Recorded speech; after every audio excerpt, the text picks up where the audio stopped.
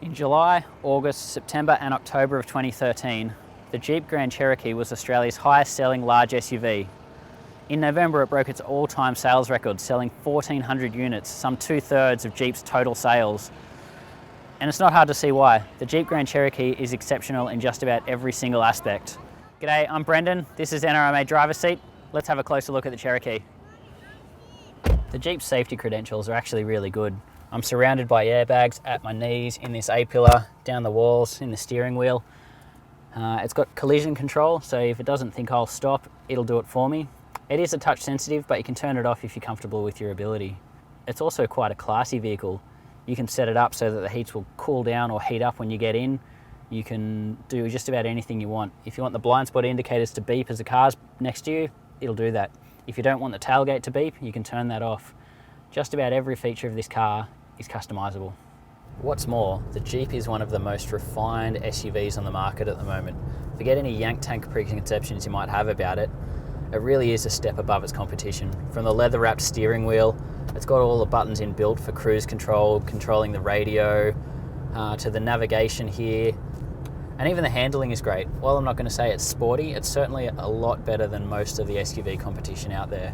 The air suspension will lower the ride height depending on how fast you're going or the terrain. You can even choose your height.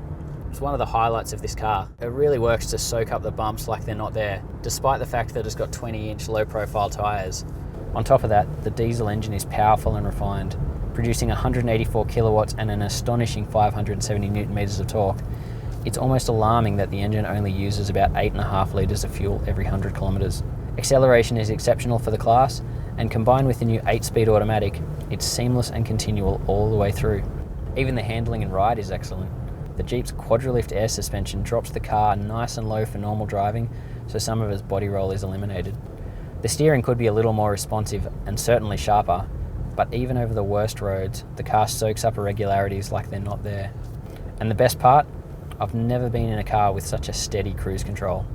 Set that baby to a speed and don't expect it to vary by more than 1 kilometre an hour each way. But for all that, if you're not buying the Jeep to take it on holidays, then you are missing out on what's so great about this car. What a lot of people don't realise is the Jeep is actually a spectacular car off-road. We're about to pump up the suspension, put it into Offroad 2, which raises at 100mm, chuck it into mud mode, got it in four-wheel drive low. I'm going to show you exactly how good these Jeeps are in completely standard form.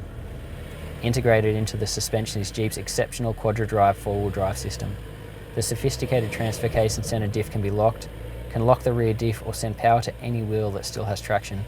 It's one of the only true standard four-wheel drive systems around. There's even a cool graphic displayed on the dash when you choose each mode. My favourite is snow. And of course, many will have noted the car's 3,500 kilo towing capacity and hugely torquey engine. It doesn't take a rocket scientist to realise the two should be well suited. And in fact, the Jeep is so well planted with a caravan on the back that it's licking the heels of Land Cruiser in performance. The only thing is, we've constantly had to keep an eye on engine and transmission temperatures when towing. If the engine did get too hot, the transmission would stick in fifth and nothing except cooling it down could change that. Even now on this cool day, towing the caravan, the temperature needle is about 25% higher than under normal driving conditions. It's worrying. Also worrying is when Jeep couldn't clear out its particulate filter before it filled, so the car reverted to limp mode before being towed back to a service centre. Add to that an early recall because of the earth cable to the battery not being tightened properly, and the first 20,000 kilometres has been clouded by frustrations. For the last few months, we've been checking out the Grand Cherokee in 3-litre diesel overland spec. At $71,000, it's not the cheapest car out there, but it is still really good value. If we put it into perspective, it's $50,000 cheaper than a Toyota Land Cruiser Sahara, which means that you could buy one of these and a base model Jeep Grand Cherokee for less than you could buy the Land Cruiser with optional tow bar and bull bar pack. Can you see why they're selling so well?